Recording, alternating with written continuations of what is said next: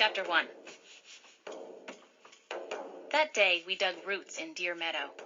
Now we were riding fast for home. There were 7 of us, on good horses. I rode in the lead, pulling a travois filled with cow's roots.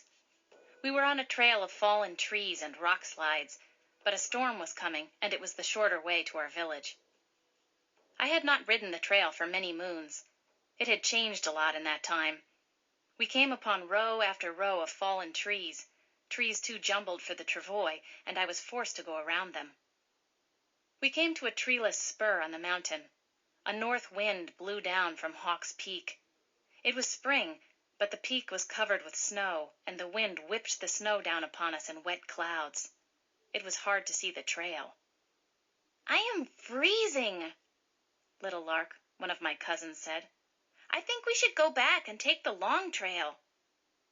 The other 5 riders, 2 of my cousins among them, agreed with her, but the girls sat on their horses and said nothing. "There's no hurry I know about," Little Lark said. "We told our mothers before we left to dig roots that we would be gone 3 suns. The 3rd sun is somewhere in the mist. It will be above us when we reach home."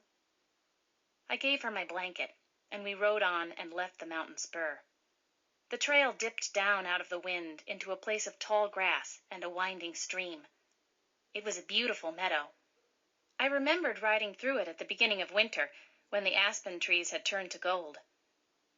The aspen trees were gone. Their branches were lying around, but the trees were gone.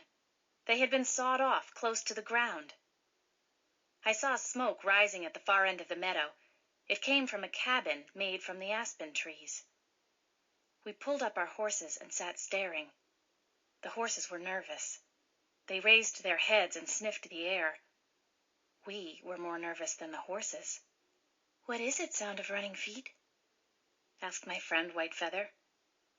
"White people," I said. "Indians do not build cabins."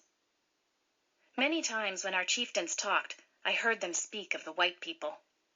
They had not set foot upon our land, only on the land that belonged to a part of our tribe, those who called themselves Christians.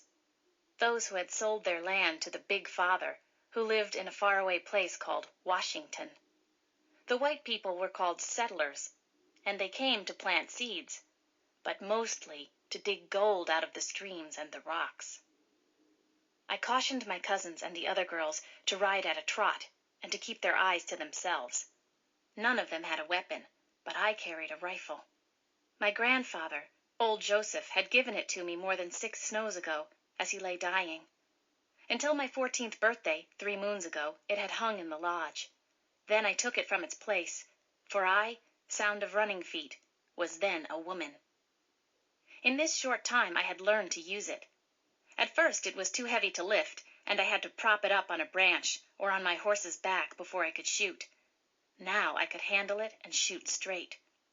My father did not like the rifle, but old Joseph had given it to me. It would be bad to speak against the gift now that old Joseph was dead. He could come back and make trouble.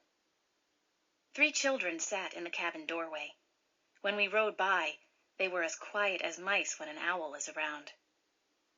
Our trail crossed the stream a short way beyond the cabin.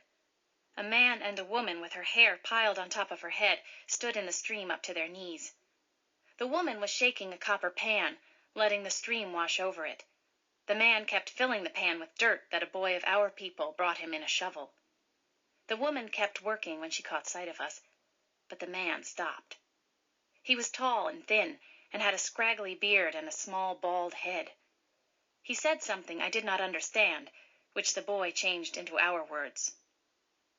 "He wants to know how you are," the boy said. I paused with the others silent behind me and did not answer his question. I said, "Ask the white man why he has built a cabin on land that he does not own." The boy I knew about. He showed Namipu tattoos on the back of his hands. He had gone to the mission school near the Snake River at Lapway, the place of the butterflies. His name was Storm Cloud, and he had been mixed up in a murder. I asked him again. He looked at me with anger in his gaze before he spoke to the white man. The white man said, and Stormcloud changed his words. You Nez Perce own too much land. You can't use all the land, not half of it, not even a tenth of the land. You are a greedy bunch. The whites called us Nez Perce, although that was not our name. They said it meant hole through the nose. None of our people ever put ornaments in their noses, but when the whites decided something was so, nothing could change their minds. All of us were angry. We glared at each other. Then the man warned us not to send our warriors to talk to him. If you do, there'll be trouble, he said. My name is Jason Upright, and I have friends. I pressed my lips tight to hold back the words. Then I dug my heels into my pony's sides, and we all rode through the stream and across the meadow. There was a tall hillock at the bottom of the meadow, covered with trees.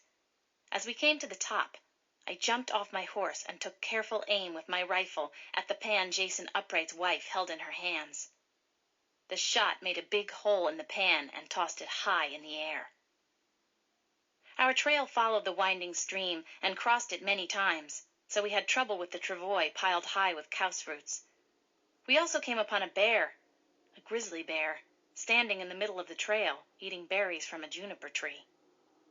He stretched up taller than I did, sitting on my horse. We waited at a distance until he had eaten all the berries he wanted. Yet we reached home before the windstorm swept down from the mountains.